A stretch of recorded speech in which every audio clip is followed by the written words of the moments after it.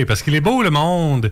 Et le monde se réunit, ça commence aujourd'hui pour la COP 16 en Colombie. Pour ceux qui ne savent pas c'est quoi la COP 16, il a fallu que je regarde un petit peu aussi. Ça a été connu pour la COP, les COP sur le climat notamment, pour diminuer l'émission de GOS. Mais il y a eu la COP 15. Ça, c'est des réunions, en fait, organisées par les Nations Unies. Et la COP 15 avait eu lieu à Montréal en 2022. Puis les pays s'étaient entendus pour protéger 30% des terres et 30% des océans d'ici 2030. Donc, comme je vous disais, ça débute la COP 16 en Colombie aujourd'hui même. Donc, protéger la nature, la biodiversité, c'est extrêmement important. Et c'est aussi extrêmement important en ville, en milieu urbain. Ça va être notre sujet aujourd'hui.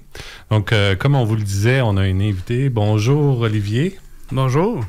De Craig Bitume, c'est bien ça? Oui, exact. Puis, tu viens de nous parler de l'écologie urbaine. Pourrais-tu nous dire un peu qu'est-ce que c'est l'écologie urbaine? Ben oui, en fait, c'est Craig Bitume, on se définit comme un collectif d'écologie urbaine, justement. Et en fait, l'écologie, c'est l'étude des milieux naturels et les êtres vivants qui y vivent. Puis donc, les interactions entre ceux-ci. Donc, par extension, on inclut l'homme, l'être humain, puis les interactions entre l'être humain et les animaux, donc son environnement naturel.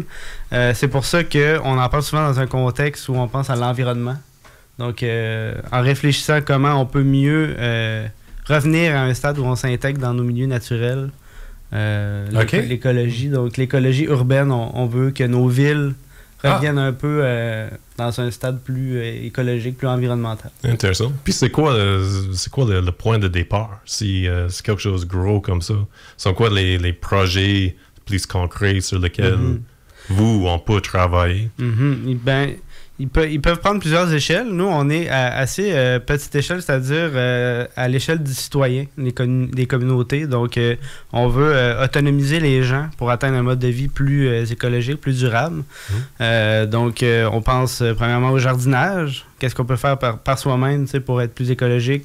Ben, faire pousser des légumes en ville, ça se fait aussi. Sur son terrain ou sur les galeries à l'intérieur, il y en a qui peuvent faire ça aussi? Oui, il y a toutes sortes de façons de faire ça en ville, même chez soi. Puis on a aussi des jardins collectifs. Donc, c'est un peu comme des jardins communautaires que vous avez sûrement entendu parler, qu'il y a un peu partout à travers la ville, où chaque personne a leur lot pour jardiner. Mais nous, en fait, les jardins collectifs, le jardin au complet est partagé. Donc, tout le monde se partage les décisions, qu'est-ce qu'on fait pousser, comment on planifie ça. On se partage les tâches. Donc, même si on s'y connaît pas beaucoup, c'est ça qui est intéressant parce que, en fait, les gens peuvent montrer aux autres quoi faire. Il y a même un employé sur place qui s'y connaît, qui est horticulteur, donc il peut expliquer comment faire. Donc, puis, c'est sur les terres qui appartiennent à qui? Est-ce que c'est des terres publiques ou... Ça dépend. Notre plus gros projet, c'est sur un terrain de la santé publique, du CIUS. C'est les ateliers à la terre. C'est sur Destimoville, au coin de l'autoroute 40, essentiellement. C'est un grand jardin de 2000 mètres carrés. Donc, c'est vraiment ça, notre plus grand jardin collectif. Puis, c'est ça, en plus, juste pour terminer ce que j'allais dire, dans le fond, aussi, on se sépare les récoltes. Puis, vu que c'est un grand jardin partagé, ça fait une plus grande diversité de récoltes que quand on a juste notre parcelle. Donc, c'est ça qui est intéressant aussi. Donc, il y a le jardinage. Je sais aussi que... Craig Bitume. Je pense que c'est vous qui travaillez sur les ruelles vertes. C'est ça? Ou est-ce que ça, c'est Urban Culture? Je me suis aussi étonnamment, aucun des deux. Mais oui, il y a plusieurs acteurs en environnement, en écologie à Québec, puis ça devient mêlant. Mais c'est Nature Québec qui fait les ruelles vertes. Mais nous, dans le fond, on offre des services qui peuvent s'intégrer dans ce genre d'aménagement-là. Par exemple, des bacs à jardinage, des bacs à compostage. On peut donner des formations pour aider les gens à implanter ça dans leur milieu de vie. Oui. Donc, on a un peu la ressource pour aider à mettre ça en place, mais c'est pas nous qui font ces projets-là.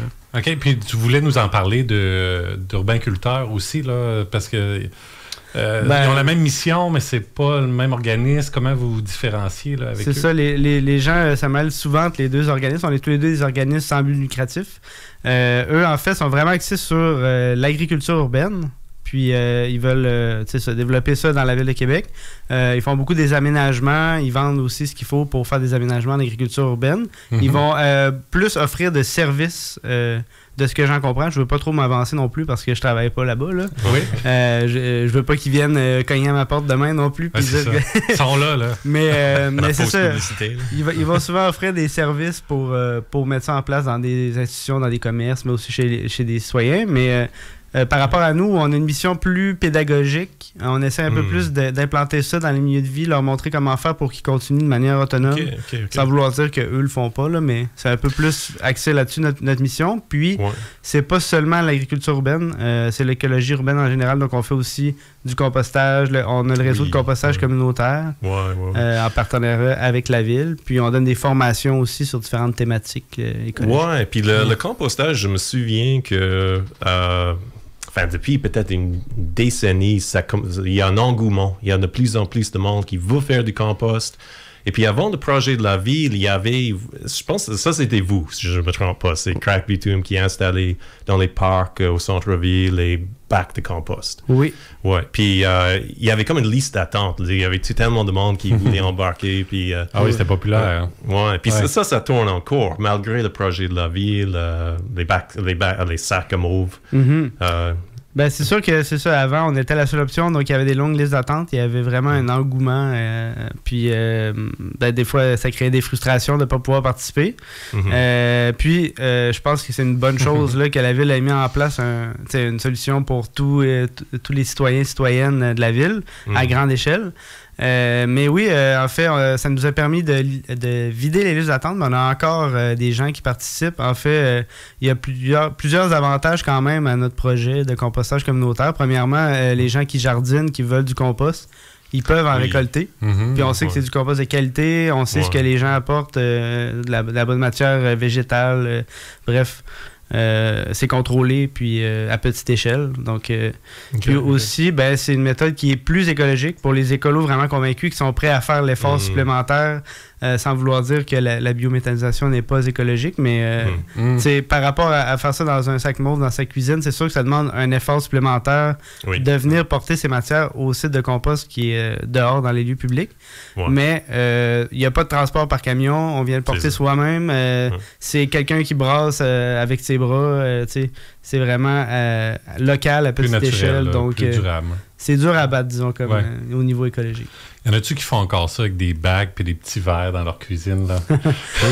On en a déjà vendu des verres à compost, du vermicompostage. Du vermicompostage, mais là, avec les autres options, ça doit être de moins en moins populaire. Quand même. À mon avis, ça doit être, de moins en moins populaire, premièrement, parce que, justement, le sac mauve, c'est aussi à l'intérieur, parce que le vermicompostage, c'est une solution dont le principal avantage, c'est de pouvoir faire ça à l'intérieur dans son appartement. C'était déjà niché, comme...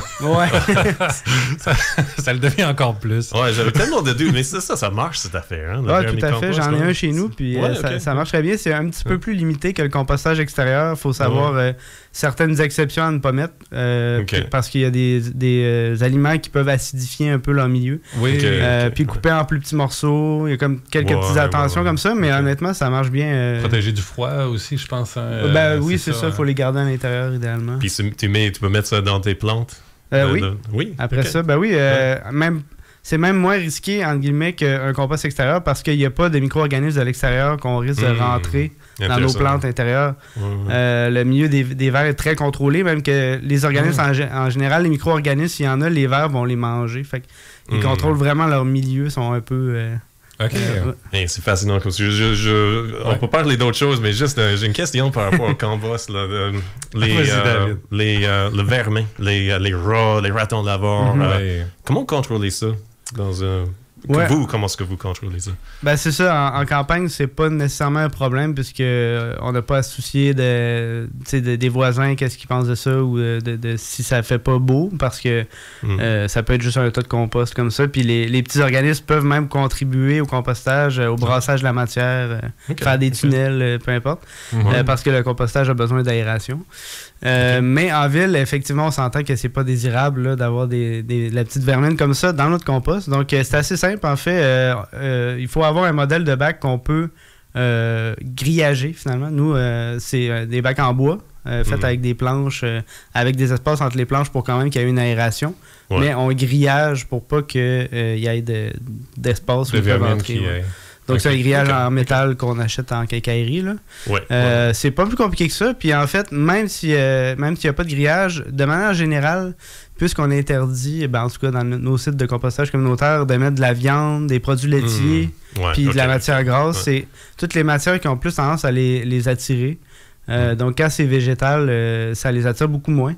Je dirais même que s'il y a une seule raison qui les attire, c'est plutôt pour la chaleur que ça produit. Le compost, ça chauffe. Donc, des fois, quand l'hiver arrive, là, tu vois qu'il essaie de se réfugier un peu. Si jamais il y a un petit trou dans le grillage, ça peut arriver aussi. Dans ce cas-là, on va le réparer, mais bref. Il me semble que si moi j'étais un rat ou un souris, ça serait ma destination. Destination vacances. Ouais, voilà, c'est ça. Passer l'hiver là-dedans, c'est parfait. Mais... C'est ça, là, tu nous as dit le compost, l'agriculture urbaine. Est-ce qu'il y a d'autres facettes à l'écologie urbaine? Oui, en fait, j'ai mentionné rapidement, on donne des formations éco-citoyennes qu'on appelle. Donc, c'est différentes thématiques qui touchent l'écologie urbaine, généralement de faire les choses soi-même. Donc, c'est très varié. Ça peut être la couture, la mécanique vélo, faire ses produits d'hygiène corporelle, etc. C'est très varié. Un peu à l'ancienne, là, pour... Est-ce qu'on vise le zéro déchet ou c'est plus... Oui, ça peut être inclus là-dedans. Puis c'est aussi de moins consommer... de moins créer de déchets, oui, effectivement. Okay. Ouais. Vous avez des formations là-dessus? Oui, on donne des formations un peu toute l'année. Là. Il y en a un peu moins en plein été, mais... OK. Ouais. Parce qu'à l'origine, Crack Bitume, moi, je suis à Québec depuis assez longtemps pour me rappeler de l'ancien site de Vélocentrix, où il y avait, je pense que c'était là-dedans, Crack Bitume, ils partageaient les locaux. Donc, il y a peut-être ce lien avec le vélo, avec d'autres... c'est plus large que juste le compost et l'agriculture urbaine. Oui, tout à fait. Puis, je dirais même que Crack Bitume, c'est né d'un mouvement citoyen. Donc, il y avait beaucoup d'implications, des bénévoles, des groupes de citoyens qui voulaient faire avancer les choses. Donc, c'est plus qu'un organisme qui veut mettre en place des projets, mais c'est vraiment né d'une volonté citoyenne. Puis, je pense que le communautaire, la vie associative entre les citoyens et citoyennes de Québec fait vraiment partie de notre ADN. Okay. Puis, tu sens-tu encore cet engouement-là? J'avouerais que, particulièrement depuis la COVID, ça l'a un peu nuit, ça l'a un peu freiné. Ah oui? Ouais, à la mobilisation citoyenne, on a remarqué. On a un peu plus de misère à rejoindre les gens, que ce soit pour participer à nos différentes activités, pour s'impliquer. Il y a un peu moins de gens qui nous offrent des opportunités de bénévolat. Donc, on redouble d'efforts sur les communications, puis aller faire du réseautage. Mais ouais, on a remarqué une certaine baisse. Une baisse au niveau des bénévoles chez Crack Bitume, au niveau de l'intérêt du public pour vos activités? C'est un peu des deux, je dirais. Peu des deux. Juste pour donner un exemple, au compostage communautaire, la seule chose qu'on dit qui est fortement recommandée, disons, c'est de participer aux corvées. Maintenant qu'on appelle séance pour faire un peu moins peur. Séance de récolte du compost et tamisage du compost. Puis avant, c'est vraiment communautaire. Il y avait tout le temps entre 10 et 15 personnes minimum aux séances. On avait des tamis à bras qui étaient un peu moins efficaces, mais on était assez de monde, donc ça allait super bien. Puis récemment, on remarque qu'il y a moins de gens qui participent. C'est un peu plus difficile. Puis là, on a fait faire un tamis rotatif en métal de plus grande dimension qui facilite beaucoup le travail. Juste à temps, disons, pour que ça soit... pour que les séances se passent bien, même s'il y a moins de personnes. Mais c'est ça, il faut s'adapter un peu. On a l'impression que c'est un petit peu moins... communautaire, un petit peu moins... Ça mobilise un peu moins les gens, bien que il y a encore des gens qui sont mobilisés. Là. Oui. Il y a le noyau sûrement qui reste là, puis c'est comme une question, comment rejoindre le monde.